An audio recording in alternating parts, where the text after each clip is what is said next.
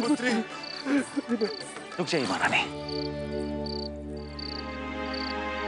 संवता हमारी शोभा सुरक्षित है और उसके साथ रहने वाले लोग भी सुरक्षित हैं। आज हमारी शोभा ने वो कर दिया जो हमें करना चाहिए था।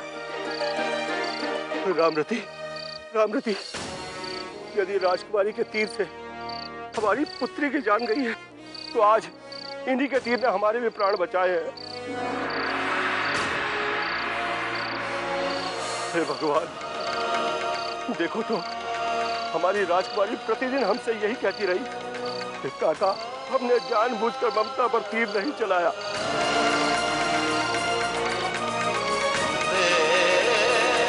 परंतु रामरती, आज मुझे पूरा विश्वास हो गया कि जो अपने प्राणों पर खेलकर हमारे प्राण बचा सकती है, रामरती, वो किसी के प्राण नहीं ले सकती। मेरे प्राण का मूल्य ही क्या है?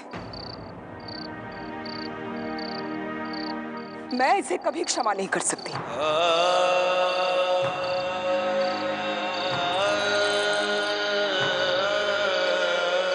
हमें बचाकर इसने हम पर कोई उपकार नहीं किया।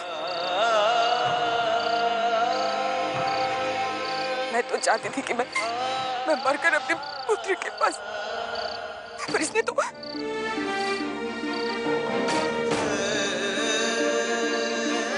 इसे कभी क्षमा नहीं करूंगी, कभी नहीं।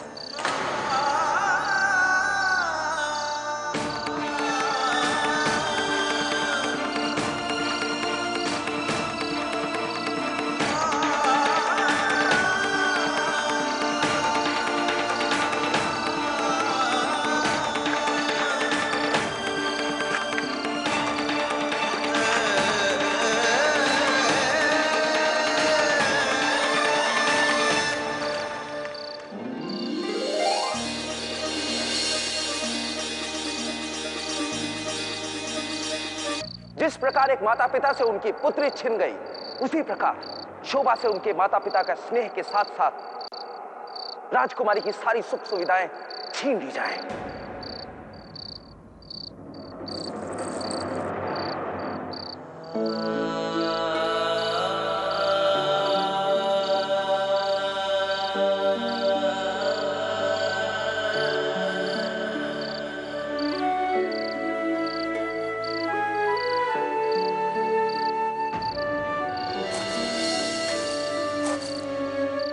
देखा महाराज, जिस शोभा को हमने अपने घर संसार से अलग कर दिया, वो किस तरह इतने दुख दर्द सहकर भी हमारा मान सम्मान बढ़ा रही है। अब आप ही बताइए, क्या उसकी खुशी के लिए हम इतना सा भी बलिदान नहीं दे सकते? 16 साल के लिए ही सही, किंतु कम से कम उसे कोई साथी तो मिल जाएगा।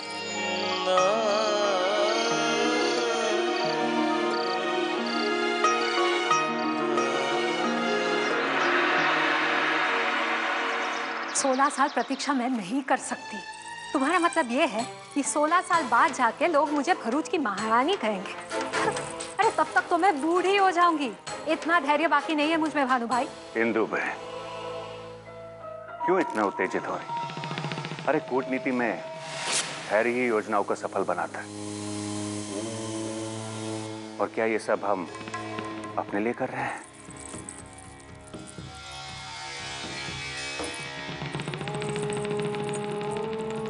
नहीं इंदु बहन, ये सब हम तुम्हारे लिए कर रहे हैं। भागीरथी को धरती पर लाने में समय तो जाएगा ही ना। तुम बस जटा खोले रखो। परंतु भानु इंदु भाई, बहन, हमारी बात तो सुनो। तुम्हें इतनी लंबी प्रतीक्षा नहीं करनी पड़ेगी। ये भानुमान का वचन है। भानु भाई तुम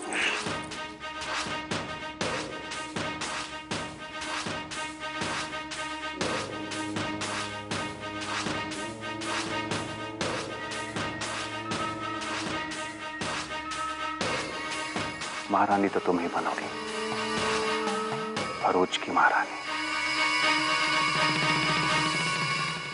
समय बीतने के साथ साथ घटनाएं तीव्र गति से इतिहास बनने लगी और धीरे धीरे भरूच की महारानी गायत्री के द्वारा इतिहास का महत्वपूर्ण अध्याय रचा जाने लगा।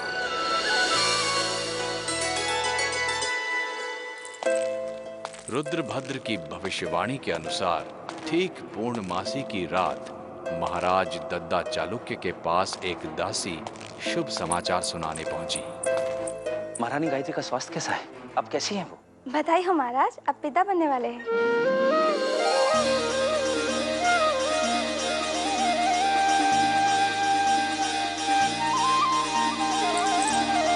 ये लो।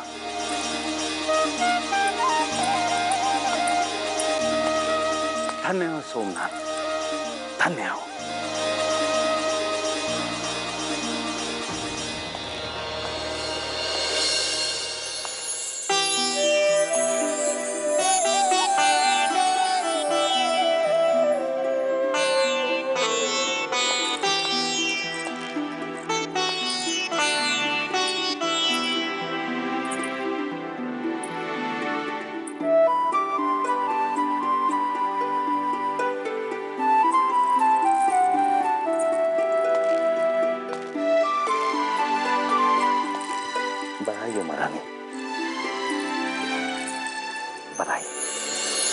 आपको भी महाराज, परसों से मन में एक ही इच्छा थी, वो भी आज पूरी हो गई। तो आपको विश्वास हो गया ना कि कोई चमत्कार नहीं है, कोई सपना भी नहीं, सच है, साक्षात सच। हाँ महारानी है। परंतु अनुष्ठान में विघ्न के कारण इसका दंड भी तुझे ही भुगतना होगा। तेरी पुत्री 16 वर्ष की आयु प्राप्त करते ही भैरवी बनेगी, मां त्रिपुर सुंदरी की भैरवी।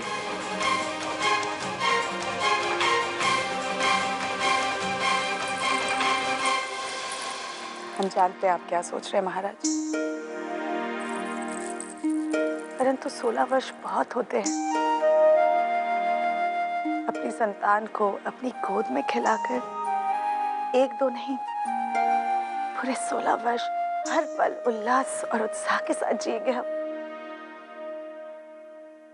महारानी, समय तो समय होता है, पंख लगाकर कैसे उड़ जाता है पता भी नहीं चलता। ये 16 वर्ष भी कैसे निकल जाएंगे हमें कुछ पता नहीं चलेगा। महाराज, ये पल दुखी होने का नहीं है, ये प्रसन्नता का अवसर है, उदास होने का नहीं। हम ये शुभ समाचार शोभा को दे आए। नहीं महारानी, जिस प्रकार हमारी प्रजा को पता चलेगा, शोभा को भी पता चल जाएगा। राजधर्म के अनुसार हम शोभा के साथ कोई भी संबंध नहीं रख सकते, और कम से कम जब तक ये बच्चा नहीं हो जाता हमें प्रतीक्षा करनी होगी।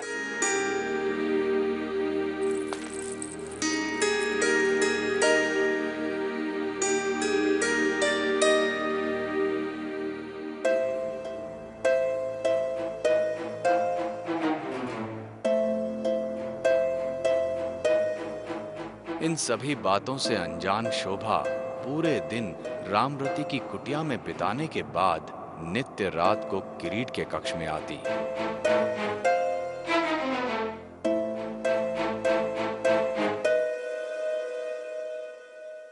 आपको पता है, ये औषधि नहीं है, ये संजीवनी है, संजीवनी। कुछ माह पूर्व जब हम अपना पांव भूमि पर रख भी नहीं पाते थे, तब बाबा औगरनाथ ने यह औषधि दी थी। इसके बाद हम लाठी के सहारे चलना आरंभ कर दिया।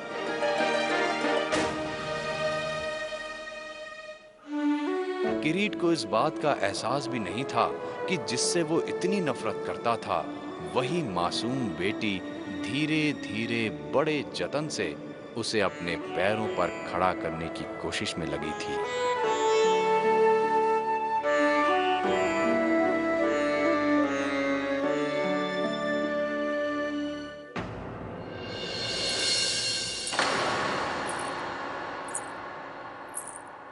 कौन है? कौन है? मैं हूं। क्यों, कोई आया था क्या? नहीं तो, तुम्हारे अतिरिक्त तो यहाँ कोई भी नहीं आया। हो रहा है जैसे कि कोई आया था। सुनो इंदुमती, क्या हो? क्या हुआ? बताइए। तुम्हें ऐसे लगता है जैसे मेरे हाथों में और मेरे पैरों में फिर से शक्ति वापस आ गई हो। देखो देखो मेरे हाथों को। अच्छा, हमें तो ऐसा लग रहा है महाराज जैसे कि आपका रोग आपके दिमाग तक पहुंच गया है। इंदुमती, चिल्लाइए मत।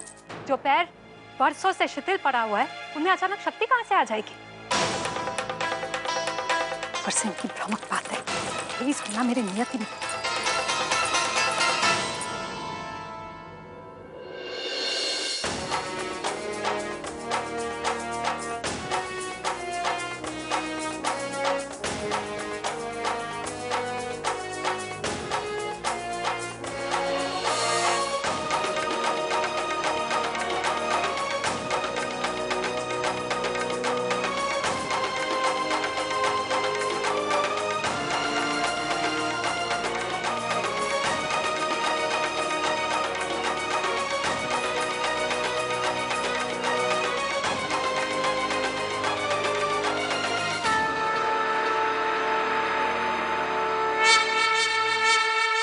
गजनवी भरूच पर आक्रमण करने के लिए गजनी से कूच करने ही वाला है और हमारे लिए ये संदेश है कि हम उसके स्वागत के लिए तैयार रहें।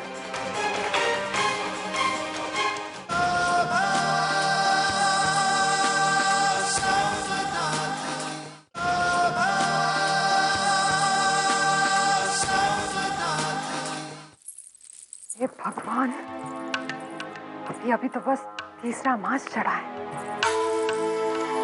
और गायत्री के संतान को जन्म देने में 6 मास शेष है। पता नहीं कैसे कटेंगे ये पहाड़ से दिन।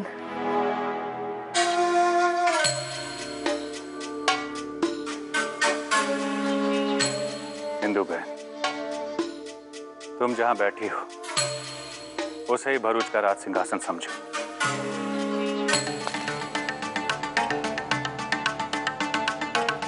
पता है भानु भाई, मुझे ऐसा लग रहा है जैसे कि तुम भी अपनी जीजाश्री की तरह भ्रम में जीने लगे हो। इंदु बहन, जब हम बोलते हैं तो तर्क और साक्षी के साथ बोलते हैं। ये देखो। क्या है ये? अब मुस्कुराते ही रहोगे या बताओगे भी? जानती हो किसका पत्र है ये?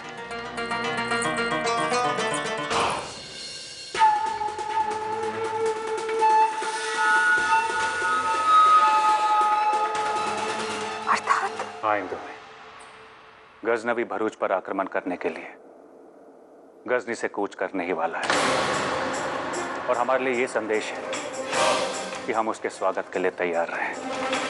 हमने कहा था ना इंदु में, तुम्हें अधिक प्रतीक्षा नहीं करनी होगी।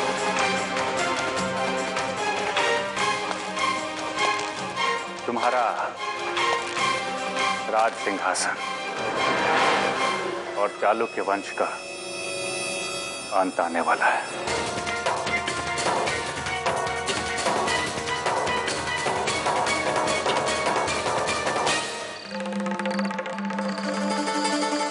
गजनवी के खतरे का आभास होते ही गंग सर्वज्ञ प्रभु ने सोमनाथ का सारा खजाना सुरक्षित स्थान पर पहुंचाने का निर्णय लिया।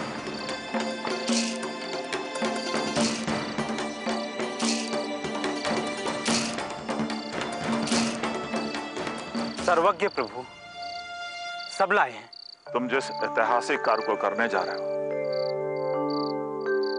उसके लिए संपूर्ण भारत सदैव तुम्हारा ऋणी रहेगा। अपनी योजना में आपने सेवक को सम्मिलित किया, साक्षात मुझे मोक्ष मिल गया। सर्वज्ञ प्रभु, इन सारे संदूकों को आपके बताए गए स्थान पर पहुंचाने के पश्चात मृत्यु का आलिंगन करूंगा। वही मेरे जीवन का सबसे स्वर्णिम क्षण होगा। भगवान सोमनाथ तुम्हारा कल्याण करे।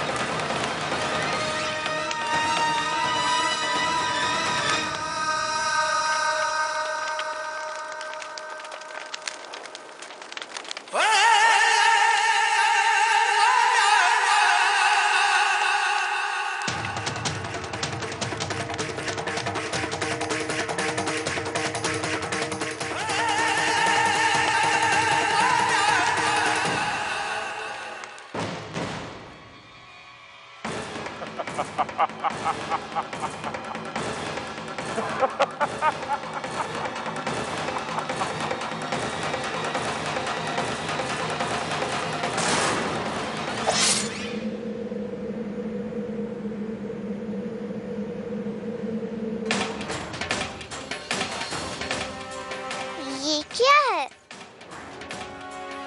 ये महत्वपूर्ण है, इसे स्वयं से कभी दूर मत रखना।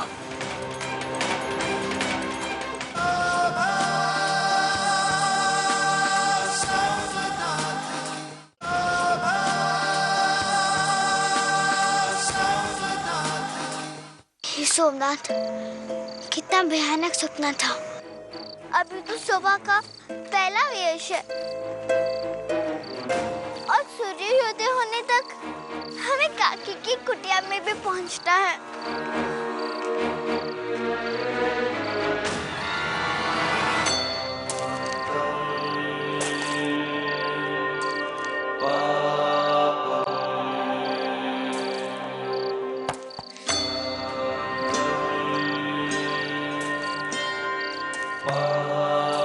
सर्वज्ञ प्रभु, आप यहाँ? आप तो सोमनाथ महल्ले में। पुत्री, आने वाला समय अत्यंत भयावह है, विनाश का प्रतीक है। तुमसे तुम्हारी हर कोई चीज छीन सकता है। आने वाला समय इतिहास बदल सकता है। सर्वज्ञ प्रभु, हमने एक भयानक सपना देखा था। सत्य तो स्वप्न से अधिक भयावह होता है। भविष्य की क्रूर घटनाएं तुम्हारे स्वप्न से कहीं अधिक भयावह हैं।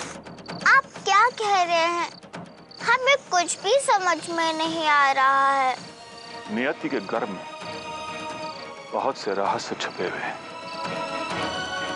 समय आने पर वे स्वयं तुम्हारे सामने प्रकट हो जाएंगे। पर जब ये रहस्य बाहर आए तो इतिहास तुमसे एक अहम भूमिका निभाने के लिए कहेगा। जब जब सोमनाथ महले पर विपदा आएगी, महादेव का तीसरा नेत्र तुम्हें सचेत करेगा और वो ही तुम्हें साहस और शक्ति भी देंगे। सर्वज्ञ प्रभु, हम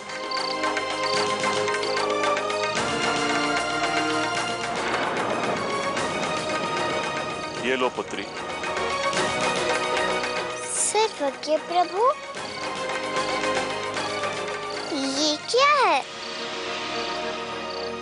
ये महत्वपूर्ण है, इसे स्वयं से कभी दूर मत रखना। अब हम यहां से दूर जा रहे हैं, अपना ध्यान रखना। कल्याणम मस्त।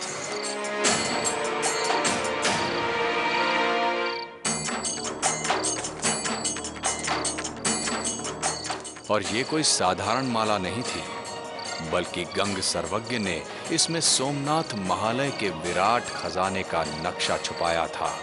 वही खजाना जिसे लूटने के लिए गजनवी हिंदुस्तान की ओर कूच करने वाला था, और शोभा इससे बेखबर थी।